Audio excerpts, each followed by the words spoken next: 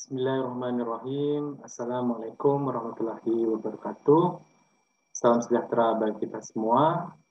Kali ini kita akan bahas komunikasi nonverbal di dalam mata kuliah komunikasi bisnis yang ke-9 insya Allah ini.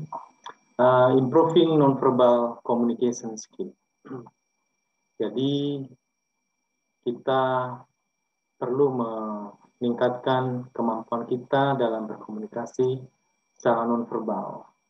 Memang nanti setiap chapter berikutnya ke depan akan saya jelaskan terkait dengan komunikasi nonverbal atau komunikasi yang menggunakan bahasa tubuh, gestur, postur, dan sebagainya akan kita kaitkan di chapter yang berikutnya, yaitu mungkin presentation dan juga wawancara, work interview, ya mungkin apa yang harus kita lakukan detail terkait dengan komunikasi nonverbal pada saat kita melakukan presentasi bisnis, kita melakukan interview kerja, mungkin apa yang seharusnya kita lakukan dalam bersikap, ya.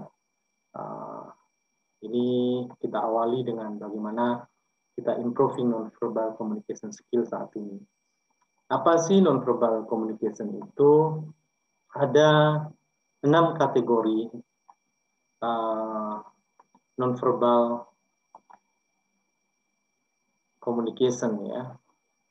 Kita bisa melihat aktivitas komunikasi nonverbal itu salah satunya adalah facial expression, ya, ekspresi wajah. Jadi ekspresi wajah ini juga menentukan atau memperkuat keberhasilan komunikasi kita secara verbal. Ya, mungkin kita bisa menunjukkan perasaan kita di dalam ekspresi wajah itu. Kita juga sebaliknya bisa menangkap lawan bicara kita, memunculkan komunikasi nonverbal. Apa yang terjadi dari ekspresi wajahnya? Apakah dia merasa bahagia, merasa sedih, atau mungkin bisa kita menangkap hal-hal di belakang, di balik ekspresi wajahnya, ya. However, facial signal ini bisa berbeda-beda dalam, ya, berbagai budaya yang berbeda memiliki arti budaya yang berbeda, ya. Ini secara keseluruhan mungkin ada perbedaan pemaknaan, cuman kita coba pelajari yang universal yang banyak kita bisa kita simpulkan yang hampir sama. Dalam hal ini juga kita nanti bahas terkait dengan perbedaan yang mungkin sangat signifikan yang tidak harus dilakukan dalam suatu budaya tertentu. Karena budaya yang berbeda kita miliki, sehingga kita memiliki perbedaan pemaknaan dari aktivitas komunikasi nonverbal yang kita lakukan, ya. Facial expression itu bisa kita lihat dari contoh ini, ya. Perasaan sedih, sadness, ya.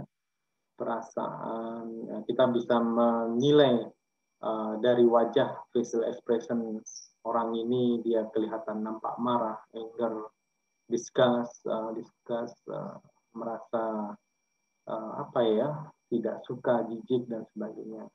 Dengan yang ini fear, merasa takut, dan ini bisa kita lihat posisi surprise dan contempt. Ini contempt ini, ya, memang kadang-kadang orang memiliki ekspresi wajah yang seperti itu, ya, sulit kita terka. Cuman ini mendasari kita menilai wajah atau perasaan, ekspresi wajah seseorang, bahkan kita nantinya pada saat berkomunikasi menunjukkan perasaan sesuai dengan apa yang kita sampaikan, pesan yang ingin kita sampaikan. Pada saat bahagia, kita sebaiknya juga menunjukkan ekspresi wajah yang berbahagia pula, ya. Oke. Kita kembali di kategori yang kedua. Kategori yang kedua adalah gestur dan postur. Gestur ini terkait dengan pergerakan atau simbol yang kita lakukan dalam bentuk gerakan body language kita, terutama tangan ya, yang seringkali banyak tangan, kepala, sampai postur kita. Jadi ini terkait dengan gestur dan postur, jadi bagaimana kita memposisikan menggerakkan badan kita untuk menunjukkan ekspresi dari suatu pesan yang kita sampaikan, dan sebaliknya kita bisa menangkap apa yang disampaikan oleh lawan bicara kita ya, dalam bentuk komunikasi nonverbal, dalam hal ini gestur dan posturnya seperti apa. Jadi kadang-kadang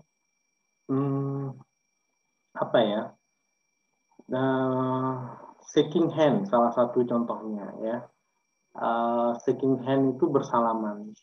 Ya, ada yang orang bersalaman nanti semacam istilahnya ikan lemas, tangannya lemas dan sebagainya. Ada orang kalau kita salaman macam-macam ya pada saat kita bersalaman dengan orang.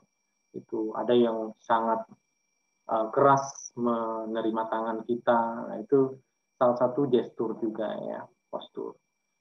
And then postur itu ya sama tadi body movement ya, pergerakan badan kita, baik secara intention, secara sengaja maupun tidak sengaja. Ya ini dengan kita belajar nonverbal kategori ini, kita bisa memanfaatkan bagaimana gestur dan postur yang baik pada saat kita berkomunikasi dengan orang lain untuk upaya menyampaikan pesan yang ingin kita sampaikan dengan baik ya, dalam hal ini bisa mendukung apa yang kita sampaikan. Oke, kita lihat ini gestur ya. Gestur, gerakan tangan atau pesan simbol. Ini salah satu contoh yang pertama adalah yang di Amerika, bentuk L gini ya. Itu di Amerika itu menunjukkan sebagai ejekan atau istilahnya loser, pecundang gitu ya. Mengejek orang yang kalah dan sebagainya. Tetapi di suatu budaya yang berbeda di negara Cina, ini berarti menunjukkan angka 8. Angka 8 ini di Cina dianggap angka keberuntungan. Ini yang saya sampaikan, ada beberapa pemaknaan, pengertian yang berbeda di dalam suatu budaya yang berbeda, memiliki persepsi penilaian yang berbeda. Contoh yang kedua, tanda jempol ini di Amerika, terutama Ekuador, ini dinyatakan gerakan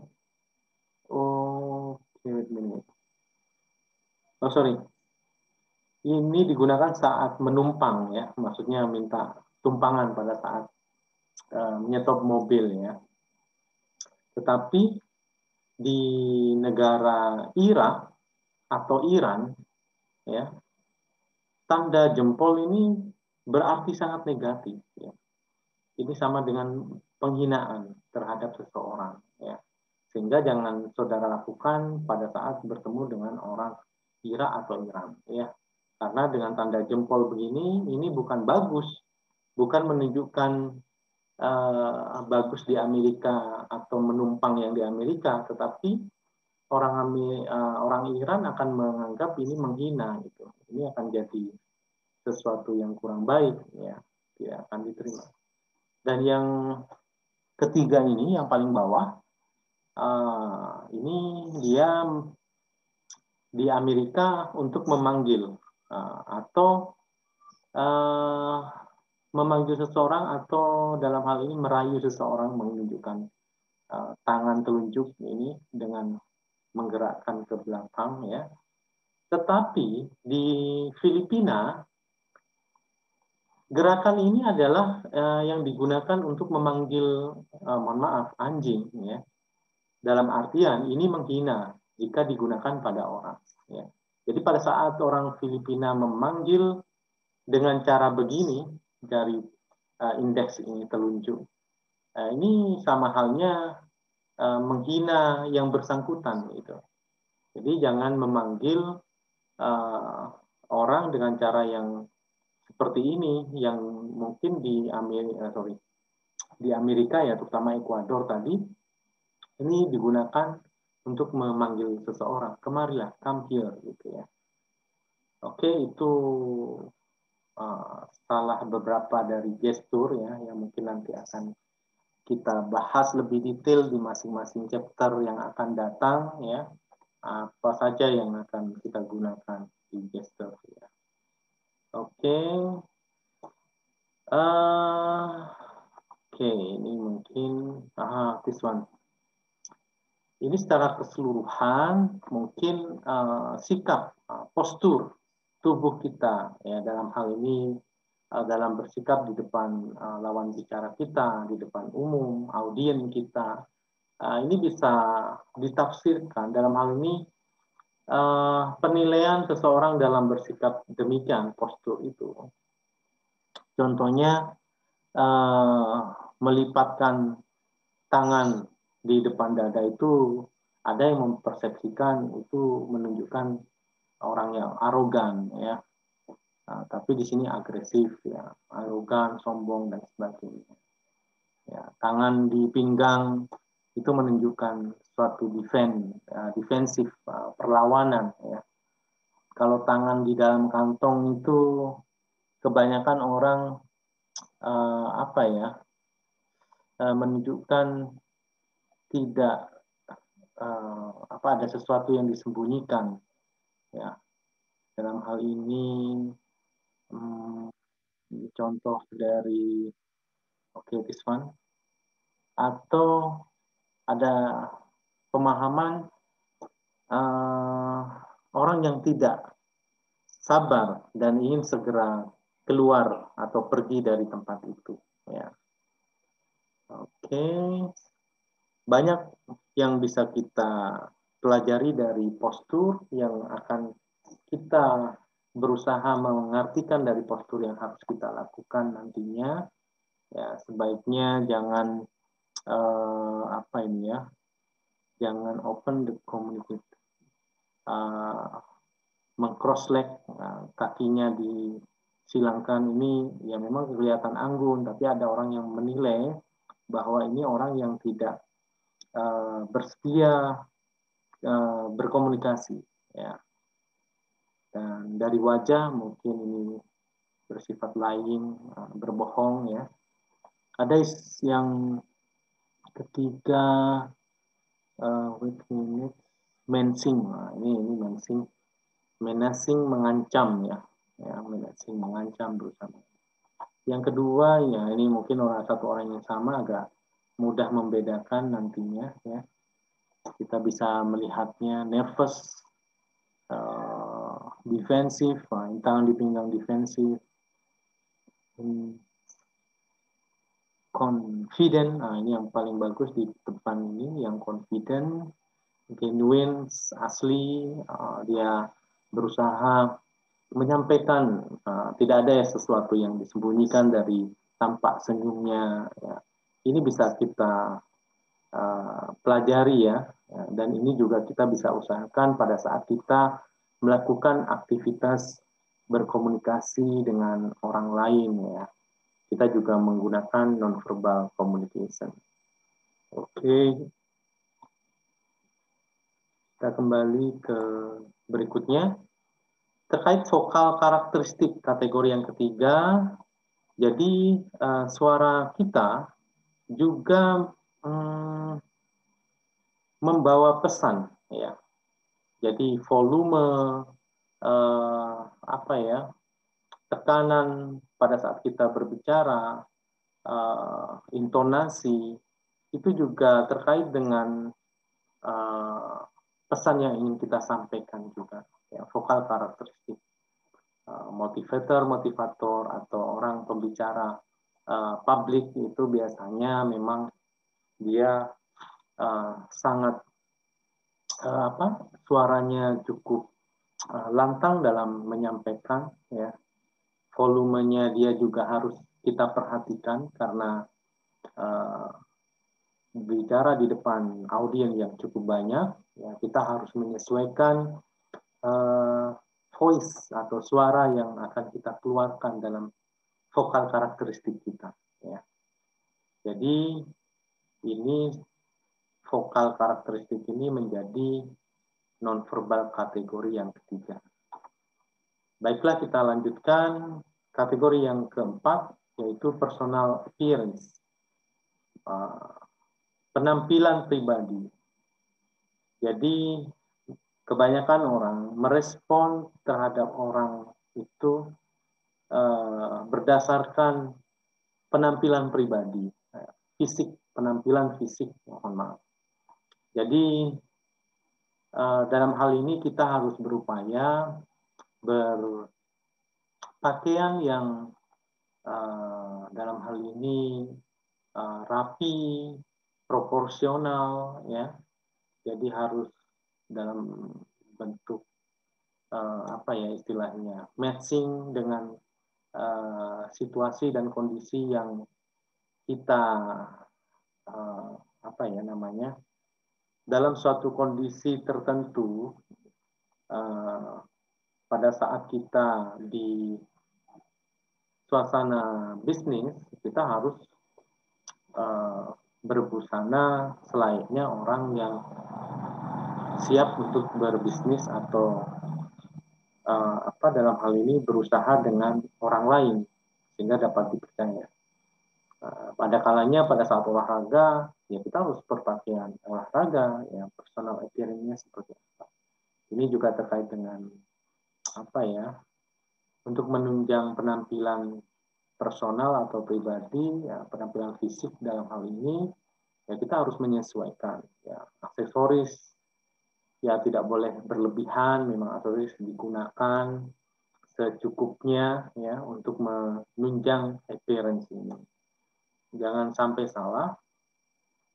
Pada saat kita bertemu rekan bisnis kita sudah berbusana selayaknya seorang yang profesional di bidang bisnis, sedangkan kita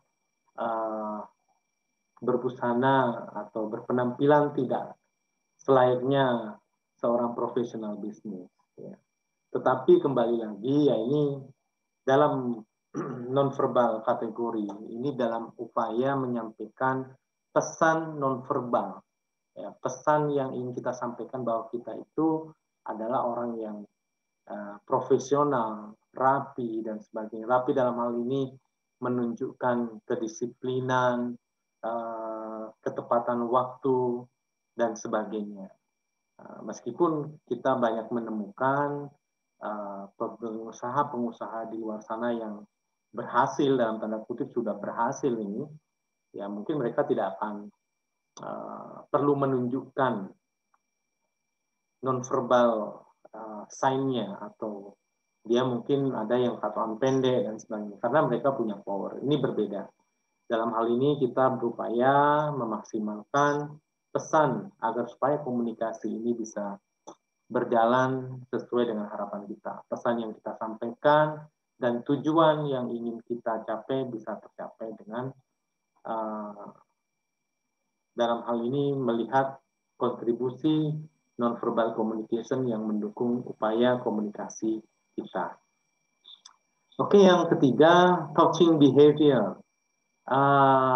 Ini kadang-kadang touching, ya. Ada orang yang sensitif disentuh gitu, ya. Tapi beberapa negara sentuhan ini memang digunakan, ya, pada saat kita bersalaman. Kadang-kadang kita dipegang atau memegang elbow, what we call elbow, siku, ya. Ini sebenarnya salah satu bentuk touch, sentuhan hangat yang ingin menyampaikan bahwa kita menerima dengan baik, bahwa kita berusaha menyesuaikan chemistry dengan calon rekan bisnis atau rekan yang kita berkomunikasi pada saat ini, ya. Jadi upaya untuk yang kedua selain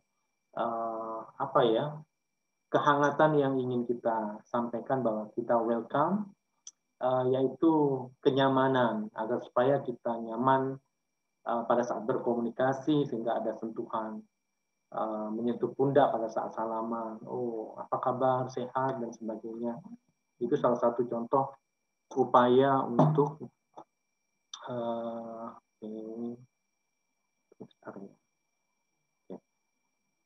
jadi upaya untuk menyampaikan pesan bahwa kita menerima dengan baik agar supaya yang kita terima merasa nyaman dan merasa yakin dengan hubungan atau dalam rangka upaya kerjasama, mungkin jika ada tujuan kedepannya bekerja sama dalam suatu bisnis ya, atau kerjasama yang lain. Dan beberapa negara, kembali lagi, beberapa budaya dan negara berbeda juga mengartikan touching ini atau perilaku touching ini juga berbeda ya, terutama di negara-negara Timur Tengah ya. Nah, itu mungkin yang touching bisa jadi mereka juga kurang baik ya, bisa jadi ada beberapa negara yang memang mereka touching langsung. Ya, contohnya di Arab pun juga banyak yang suka dalam berperilaku touching untuk menyapa, untuk memberikan sambutan hangat terhadap teman atau rekan bisnis barunya. Ya. Nah ini cuma nanti kita pelajari beberapa negara yang mungkin berbeda persepsi, kita harus mempelajari budaya tersebut. Budaya rekan bisnis kita, budaya rekan partner kita seperti apa, sehingga kita bisa memperlakukan behavior ini dengan benar ya. Time and space ya, waktu dan space, jarak ya, jarak pada saat kita berbicara itu juga menjadi pertimbangan. Berapa jarak yang baik untuk berkomunikasi ya. Ada 3 range jarak ya yang bisa kita pelajari. Karena kenapa? Dengan space ini kita juga bisa menyampaikan kedekatan ya. Kita menunjukkan menginginkan kedekatan kita dengan lawan bicara kita ya. Jadi kita lihat contoh space ya.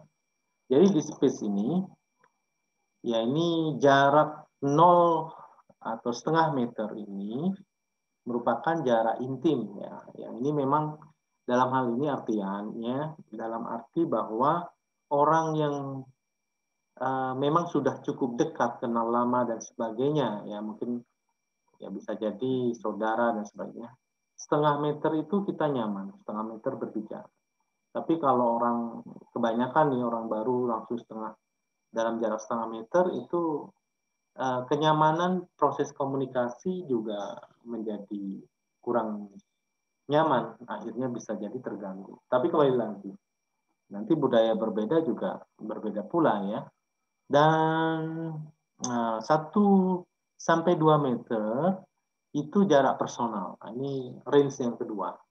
Ya. Ini sudah agak personal ya. Kalau intimate, personal, dan yang ketiga yang banyak digunakan dalam komunikasi bisnis dengan rekan bisnis kita itu jarak sosialnya itu sekitar 3 meter. Ya, tetapi kalau untuk lebih dekat lagi mungkin 2 meter mungkin masih lumayan nyaman ya. Tapi karena 1 sampai 2 meter itu jarak personal ya, ini terkait dengan yang mungkin lebih personal ya, orang-orang yang paling dekat juga. Ini masih dalam range orang yang sudah kita kenal baik, itu kita akan nyaman berbicara dalam space yang antara 1 sampai 2 meter itu. Ya, kalau orang baru kenal, sosial itu kurang nyaman sekali ya. Meskipun beberapa budaya mungkin akan berbeda, tapi ini secara umum kita simpulkan bahwa jarak 3 meter itu jarak sosial. Ya. Untuk menyambut tamu dengan sambutan hangat mungkin bisa 2 meter masih bisa kita terima ya pada saat kita diskusi. Oke, baiklah kita lanjutkan time and space. Terkait time and space itu juga tergantung dari bervariasi dari berbagai macam budaya ya. Time kapan kita sebaiknya, pagi itu baik atau malam yang baik untuk kita melakukan aktivitas komunikasi ya. Kalau di Indonesia jam 10 malam ke atas ya jangan telepon, itu bermasalah nantinya ya. Karena pada orang semua pada istirahat ya, dan jadinya tidak baik, tidak sesuai dengan harapan nanti. Ya, ada jam-jam tertentu, jam kerja, jam istirahat juga menjadi pertimbangan. Waktu yang tepat untuk melakukan komunikasi, berkunjung dan sebagainya. Oke, baiklah ini yang terakhir, effective nonverbal communication. Bagaimanakah komunikasi nonverbal yang efektif? Ada 3 macam kita menggunakan nonverbal komunikasi ini. Jadi yang pertama pada saat kita berbicara, ya pada saat kita berbicara itu kita perhatian pada pesan nonverbal yang disampaikan oleh lawan bicara. Sebaliknya demikian, ya kita juga ingin menyampaikan pesan nonverbal kepada lawan bicara kita. Jadi nonverbal ini atau nonverbal sign cue ini harus dikirim dengan efektif tanpa kalau bisa tanpa berbohong, meskipun ya kita bisa memungkinkan sekali. Tetapi sebenarnya bahasa tubuh ini mengkonfirm pesan yang ingin disampaikan itu benar atau tidaknya, ya. Sehingga kita bisa menyimpulkan atau sebaliknya pada saat kita ingin menyampaikan hal yang bahagia, contohnya gestur kita, ya harusnya juga menunjukkan bahagia, sehingga itu bisa mengkonfirm bahwa pesan yang ingin disampaikan kita kepada lawan bicara kita bahwa kita berbahagia dengan keberhasilannya mungkin dan sebagainya. Jadi berbeda pada saat saudara menyampaikan bahagia atas keberhasilan seseorang atau lawan bicara, tetapi gestur facial expression saudara menunjukkan kesedihan. Nah, itu juga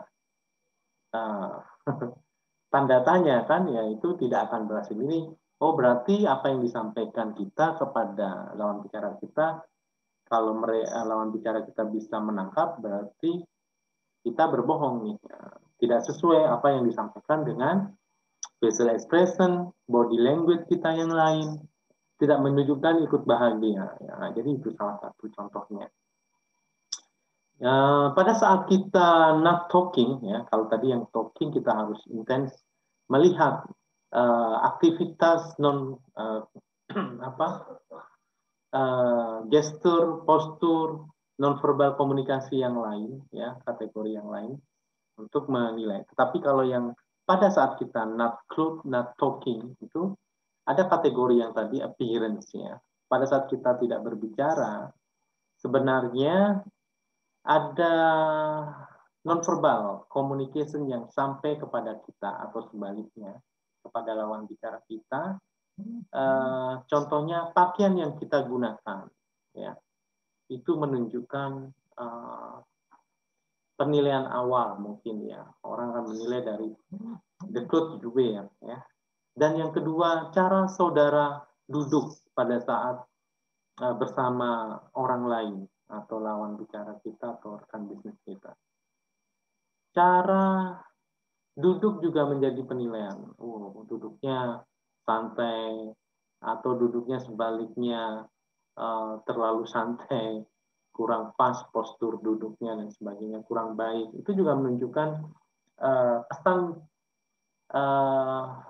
bahwa kita itu seperti apa ya, meskipun kita sebenarnya tidak bisa membaca seutuhnya ya, cuman kita bisa menyampaikan pesan atau sebaliknya menerima pesan nonverbal dari pakaian seseorang, cara mereka duduk, cara mereka berjalan. Nah, itu sampai berjalan pun juga menjadi perhatian nonverbal communication.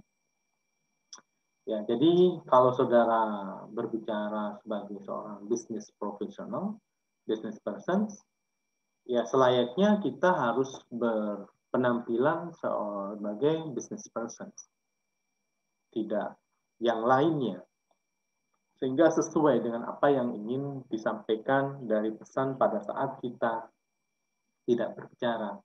Oh, nampak nih penampilannya, cara duduknya, cara berjalannya, orangnya berarti konsisten dan sebagainya. Dan yang ketiga, nonverbal communication itu terjadi pada saat kita mendengarkan, when you are listening. Ya. Jadi pada saat kita mendengarkan sebagai ya kalau tadi talking, pada saat kita bicara kita menyampaikan pesan, sekarang kita pada saat kita mendengarkan, ya kita harus pay attention terhadap pesan-pesan nonverbal yang disampaikan oleh pembicara atau lawan bicara kita, ya sebaliknya ya tadi. Jadi sehingga kita bisa menyimpulkan apakah ada kontradiksi. Nah, sebaliknya juga tadi, apa yang disampaikan sama dengan pesan nonverbal yang dia sampaikan pula. Ya. Contohnya dia sedih, apakah nampak sedih, gestur expression dan sebagainya, apakah mengkonfirmasi kesedihan tersebut. Sebaliknya bahagia atas keberhasilan, mungkin dia melaporkan nih rekan atau anak buah mungkin ya keberhasilan dari proyeknya, tetapi raut wajahnya atau facial expression-nya terlihat nervous ya. Nah, itu berarti ada sesuatu yang tidak benar, bisa jadi laporannya bohong. Nah, itu bisa kita pada saat mendengarkan pesan yang disampaikan oleh lawan bicara kita bisa menangkap ini benar atau tidak dari pesan nonverbalnya ya. Kalau dia merasa berhasil tetapi kok nervous, nah berarti ada sesuatu yang disembunyikan oleh mereka atau lawan bicara kita, sehingga kita bisa mengobservasi, bisa menganalisis kebenaran dari pesan yang disampaikan. Oke. Jadi memang kita belajar nonverbal communication ini berusaha mempelajari apa ya pesan nonverbal ya, seperti ekspresi wajah, perilaku, cara berpakaian dan sebagainya ya. Itu ya ini upaya kita untuk memahami atau dalam upaya agar supaya komunikasi yang akan kita lakukan bisa berhasil dengan baik. Ya, kembali lagi itu tujuannya. Memang kita tidak bisa membaca dari perilaku, pergerakan badan, tadi duduk dan sebagainya ya. Ya, itu ya memang itu tidak selalu benar. Cuman ini adalah upaya untuk bagaimana kita berkomunikasi secara nonverbal ini bisa efektif. Ya, jadi kita berupaya belajar bukan ya dengan mempelajari hal ini kita sebenarnya berupaya membaca wajah orang, perilaku seseorang lawan bicara kita, tapi tidak sepenuhnya itu nantinya akan benar ya, bukan seperti buku ya orang itu memang agak sulit. Cuman kembali lagi dengan belajar ini kita bisa mengefektivitas meningkatkan efektivitas kita berkomunikasi dalam hal ini berupaya komunikasi nonverbal kita bisa menjadi lebih efektif lagi. Ya, oke, baiklah, saya kira itu nanti akan kita bahas detail di chapter berikutnya masing-masing body language, bahasa tubuh yang harusnya kita lakukan pada saat presentasi maupun pada saat diskusi dengan lawan atau rekan bisnis kita. Ya, mungkin ada work interview salah satunya mungkin yang bisa kita lakukan seperti apa sebagai orang penginterview dan sebaliknya. Oke, saya kira itu untuk materi kali ini. Wabillahi taufiq wal hidayah. Wassalamualaikum warahmatullahi wabarakatuh.